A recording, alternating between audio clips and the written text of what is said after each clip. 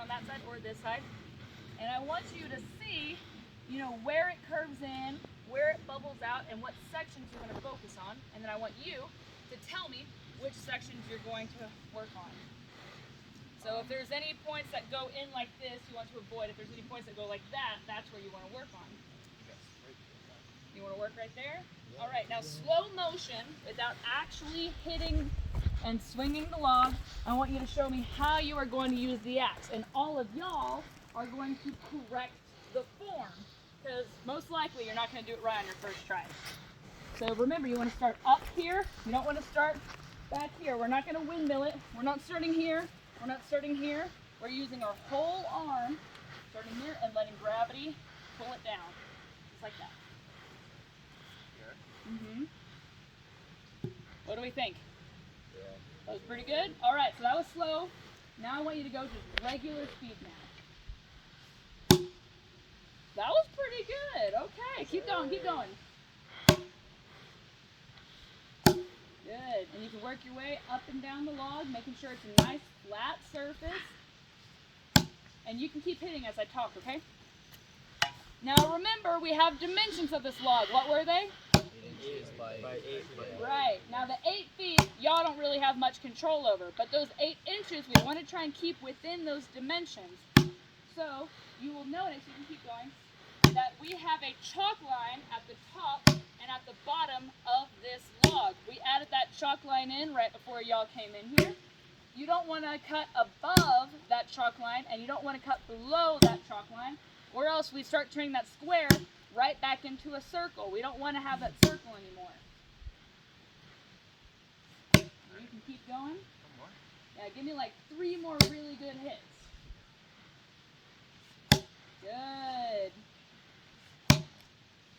All right. And you can go ahead and set that axe down. And then who would like to go next? Come on, Alex, right? Yes, okay. You may enter and go ahead and get your gloves and your glasses. I keep wanting to call it a helmet for some reason. I've been in the axe yard too long. I don't need those. You don't need those. You do have your own glasses. Okay, so we'll go ahead and give you this axe once again. And then looking at the side of the log, I want you to tell me, where do you want to work on? I definitely agree. We got probably 10 inches over here, so we can work on that. Definitely. And if you need to, you can, you know, straddle this to get right here. But slow motion without hitting the log, go ahead and show us how you're going to hit. What do we think? No? I see someone shaking his head. What do you think? You went above your head, man. Whoa! No, wait. Did it again. You went like behind your head. No, you gotta keep your hand up. For what? It only goes as high as your top hand handle. up here is to help guide down the axe. Yeah, and Job, Alex. pay attention to the chalk lines, because right now you're hitting on the chalk line. Square, cutting on a 45?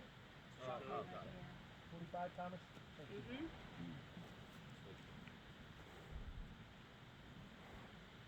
What do we think? Looks pretty good? All right, you have the seal of approval. All right, looks good. You look good. Ooh, that was a good chunk that peeled up. Yeah. And keep hitting while I talk. So these railroad ties that we're making is for the Cimarron and Northwestern Railroad. That railroad began back in 1907. That was a bad hit. Keep going. Began in 1907 and continued until 1927. And for 20 years, that railroad came in. It started down at where is now Poneal, went down this canyon, and ended right here in front of our cabin. And while that railroad was here, it made a whole lot of money. And it was just a temporary railroad. It was never meant to be a permanent railroad. So they came in, they cut down the Douglas fir and the ponderosa pine, they shipped it out. And they were making railroad ties, and they were making mine props, you know, mine props to hold up the mines up towards the Baldy region and near Raton for their coal mines. And several other uses for the wood. All right, give me 3 more good hits. You're doing a really good job. Perfect. All right, who's next? You can ask a question, sure. Yeah, this just seems insanely manual labor when you're building a railroad railroad that's going to be 50 miles long, Mhm. and the dudes have to do 4 sides of this thing, and you got to make 100,000 of these. How many an hour would they put out of these? Ooh, you're skipping ahead, but I'll answer your question now. Who's next? Come on up. Here are your gloves. You may enter, and your glasses are over there. I have my own glasses. Oh, you do have your own glasses, and you can grab that boy's axe right there. So you can see this is a pretty arduous process, and we're pretty slow at it, right?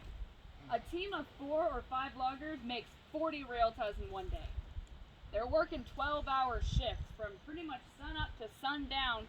They are working to climb up the trees, the high climbers, the sawyers and the loggers who cut them down, the swampers who hauled them out, and then of course the tie makers who are making the rail ties. And they could make 40 rail ties in a day. So they were knocking them out. They're doing a whole lot better than we are, but that's why this is your training, of course. All right, so go ahead and I want you to look down the side. Now, what do you think needs attention? It's like on a slant. It's on a slant a little bit, yeah. Bottom. You think the It's bottom? like a bubble this side on that side. Yes, I agree. Yeah. So they're working. You can go ahead slow motion. I want you to show us how you're going to use the axe. What do you think? I hear an doing that 'cause from your I'm crew the- leader. All right, try it again. You're going over the head. That one looked pretty good. All right, go ahead. Regular speed. That's good. Now the reason why we don't want to go over our head is because that takes a lot more muscle and energy, and you lose control of that axe. So it's 2 reasons why we don't want to go over our head.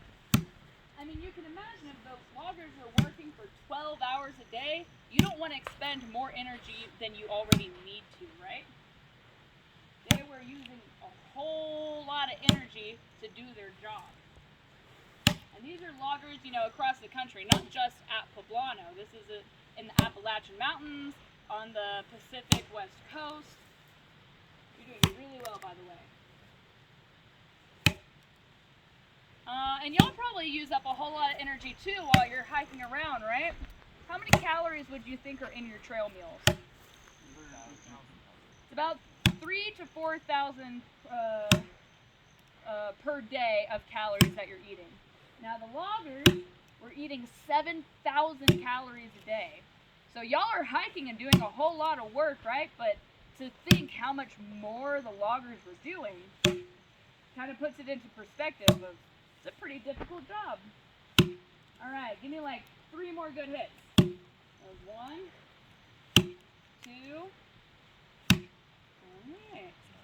Good. Now who's next?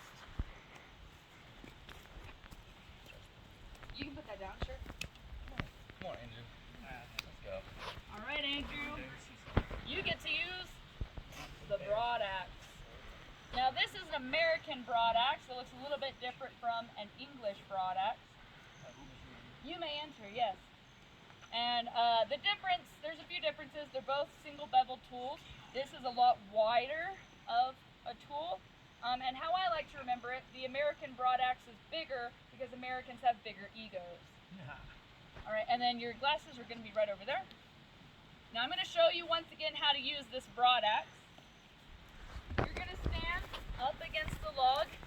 Look at the places where we shaved off, or where we peeled up some of that wood, and we're going to shave it off using this tool. You're going to face this direction, left leg in the back, right leg in the front, right hand on top, right hand closer to the head, left hand further down. And then you're not really going to lift it like this. We're not doing this. We're just shaving off like this all of the things that we just cut. Does that make sense? Okay. So here you go.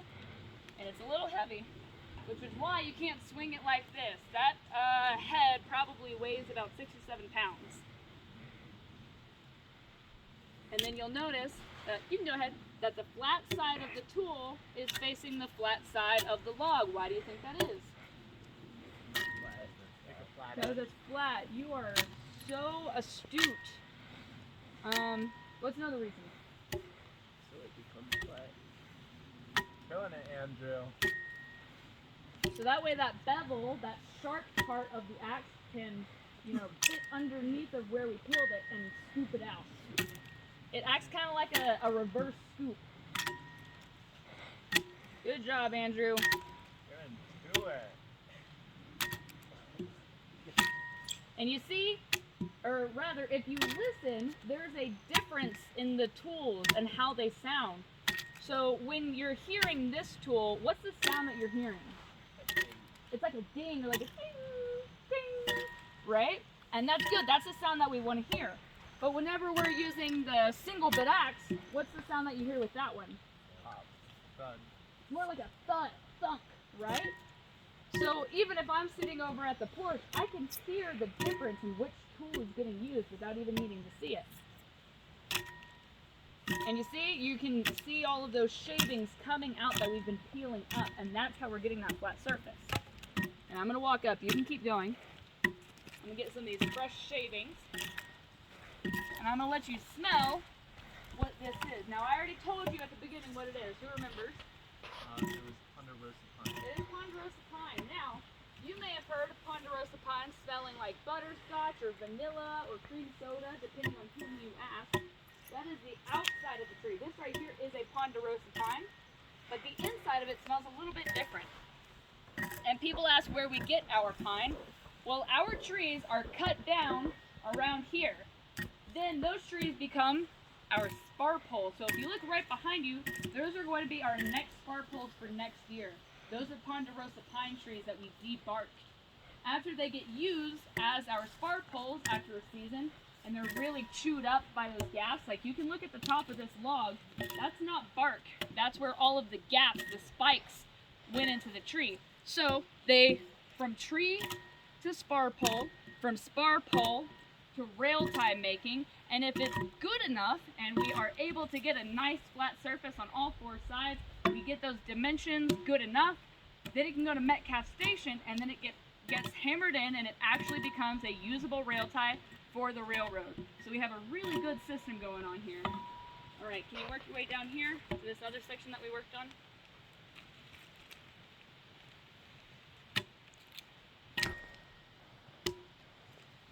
Yeah, but you can smell how that pine obviously doesn't smell like the outer part of a ponderosa. Yes? After you debark them, you keep them anyway. Ah, yes, good question. So in 1913, Cimarron built a sawmill, and then they started to ship out those logs to the sawmill in Cimarron, and they would be treated with creosote. Do you know what creosote is? The advisors are nodding their heads. What is it? Yeah, it's creosote, obviously. All right. I think that this tool's just about done, so you can go ahead and set that down, and we'll get our next person. And I'll tell you what creosote is in just a minute. Thank you. Who's our next person? Our next logger in training. Mr. Jones. Yeah, Mr. he Jones. volunteered. He's up. He's No, up. no, no, no, no. Definitely. You may enter and go ahead and get your glasses and gloves over there. And then we're going to go back to scoring. So you can go ahead and grab that axe. Good job, Andrew. Look at the side of the log. And tell me what section do you want to work on? That whole section? And I think you really could keep working over here too. Because if you look at this side, you got about 10 inches wide. So we can keep shaving that down. And then slow motion, you know the drill up at this point. Slow motion, I want you to show me how you're going to use the axe. And then your crew is going to tell you whether or not you pass. No, they're all shaking their heads. No. Terrible. Terrible. I do say Put so. your top Get him hand off at the top of the axe. Don't bang your Ah, arm. that's Keep good. it straight. Above the Let it head. fall. Come on, Will. Above your head. Don't go past the head. Don't go past the head. Will, we're Yeah. disappointed Right so here. far. Bring it back. There There we we go. go. Yeah, there we That's go. it, Will. Okay. So go ahead, regular speed. You have earned the approval of your crew. All right, there we go. And I love how in your form you're just letting gravity do the work. Sometimes people get really excited and they just muscle their way through it, and they might have the right angle, But I mean, using all of that muscle, and sometimes you lose control when you try to just muscle your way into that log. Alright, so I mentioned creosote. That is what they would treat these rail ties with for the permanent railroads. Because as I mentioned, the Cimarron Northwestern Railroad that came through this canyon was always meant to be a temporary railroad. So they didn't expect it to last too long. But for the railroad ties that they made that got shipped out elsewhere, they were treated with this tar-like substance. Creosote can be seen on modern-day telephone poles and on modern-day railroad ties. So if you look at telephone poles, you can normally see that bubbly, gunky black stuff. That's what it is. And it was used up until about 2010 before they realized creosote's actually some really nasty stuff. It's carcinogenic and it can cause rashes and other stuff. So it's not really used anymore these days. That was a good one.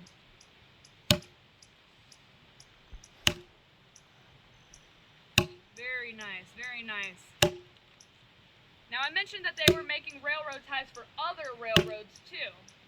And I'm going to tell you that the Cimarron Northwestern Railroad, the Continental Tie and Lumber Company, was really, really profitable. They made so many rail ties. They were making so much money. I want you to think about the American Southwest. Think about how big that area is. You know, that includes Arizona and Texas, Oklahoma, New Mexico, parts of Kansas. It's a pretty big area, right? Now think about how many railroads are in that area. More than two. It's a lot, right? Okay, give me two more good hits. One, and, ooh, solid. Very solid. Good. All right, you can go ahead and set that down. Who's next? Come on up. Permission to enter. You may enter, and you have your own glasses, so you can just grab those gloves, and I'll take your glasses from you. Thank you. 75% of all railroad ties in the American Southwest were made by the Continental Tie and Lumber Company. 75%. Isn't that just mind-blowing? That's pretty amazing. They were making a whole lot. Like I said, a team of 4 or 5 people, they could knock out 40 of these. All right, slow-mo wait first. Where are you going to hit? Is that where you decided? Did you look at the side? Yeah. You did? And you decided that you want to hit on the part that's the most divoted in? I mean, if that's your choice, that's your choice. Yes, the answer is yes. All right, here, come look at the side with me. All right, see how this kind of bubbles out a little bit? And then this, and especially in the center, kind of goes in because people really like to hit on this center part here, but they're afraid of the ends. So, really looking at it, what sections do you think need attention? Yes, I would agree with that. Good, Jackson! Good job, Jackson. Yeah, I would disagree with your initial thought, but that's why we have a team, you know, a team. Alright, slow motion, and right now, here's your body, here's the X. So you're facing, yeah, just like that. Good? Yeah! Okay, you got the cheers of your audience. So go ahead, regular speed. Good. So who here is good at math? All right, I'm gonna give you some numbers to try and figure out. Now, as I said, we're making 40 rail ties a day. Now, for each rail tie in 1918, you're making about 7 to 12 cents per rail tie. Now, that's in 1918 money. So, let's make it really easy. Let's say you get 10 cents per rail tie. And let's make it really, really easy to say that one person, can make 40 rail ties. That's not true, but let's just say it is. If I make 40 rail ties in a day, 10 cents per rail tie, how much money am I making per day in 1918 money? $4. Okay. Now, $1 in my money is $18 in your money today. How much money am I making? $72. Does that sound like a lot? Yes. No. A day? No. $72 a day? For this manual labor? For this manual labor? No. No, not that much? That's barely anything. Well, The Pueblano Branch actually treated its loggers a lot better than many other loggers around the country. And let's say in Canada. So Canada, the Appalachians, and the coastal west, the Pacific coast, they got treated not as great as the Pueblano people here. So Pueblano Ruins, the camp that's right over there, they actually had their own, camp that was there. They had tents and cabins. So the company provided housing and the company provided food. And then you got paid your $76 in 2022 money. All right, 3 more good hits. So if you're getting your food and your board and your money, does that sound like a good deal? Sounds pretty good. And I'll take this from you. Thank you very much. You had your choice. You could get paid in company script, or you could get paid in real money. Some companies, unlike the Continental Tire and Lumber Company, you did not have a choice. You would get paid in company script, which could only be used at the company store in the company town. So they got treated pretty well here compared to others. Many of them had wives and families. About 50% of them actually had homes back down in Cimarron. So they would, work during the week, and then on Sundays, when they had Sundays off, they'd go into Cimarron and go see their families. Who's next? Mr. Jones. Thomas. Well, I think next we have to use Thomas. the broad axe. So who's using the broad axe? Come on, Thomas. Thomas. Good one. Come on, Thomas. Thomas. This is the Thomas, one. You do that. Thomas, go. Thomas, you have like 5 seconds. Thomas, you don't want to use the broad axe? Yes. Well, that's what I'm gonna use. Come on up. Come on, you can do it. Get up there. Do it. Thomas, I believe. We believe in you, man. All You right. got this. You may enter. Here's some gloves, and you can grab those glasses. All right. Do you remember how to use this axe, or do you want me to show you again? You stand straight, legs like this, hands like this, shaving like this. That make sense? All right.